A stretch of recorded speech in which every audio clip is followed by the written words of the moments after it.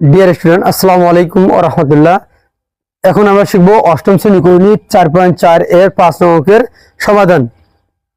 অঙ্কে দেওয়া আছে x² √3x প্লাস 1 ইকুয়াল 0 হলে x প্লাস 1/x এর মান নিচের কোনটি? তো ক -√3x, খ প্লাস √3x, গ -√3, ঘ প্লাস √3। তো যদি আপনারা কেউ পেরে থাকেন তাহলে অবশ্যই কমেন্ট করে জানাবেন, আর যদি না পেরে থাকেন তাহলে সমাধান দেখুন।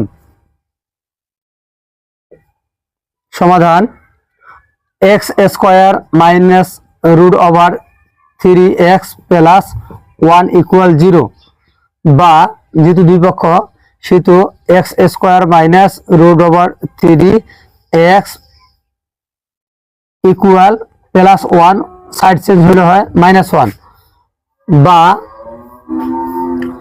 x কমন, x -√3 ইকুয়াল -1, বা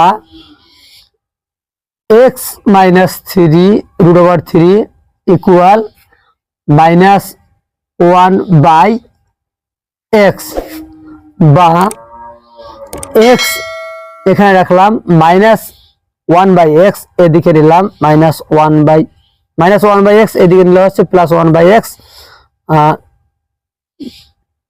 x + 1/x ইকুয়াল -√3, ওদিকে গেলে হচ্ছে +√3। তাহলে অঙ্কের অ্যান্সারটা হচ্ছে ঘ।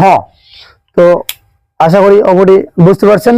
ভালো লেগে থাকলে অবশ্যই লাইক দিয়ে পাশে থাকবেন এবং সাবস্ক্রাইব করবেন। আসসালামু আলাইকুম ওয়া রাহমাতুল্লাহ।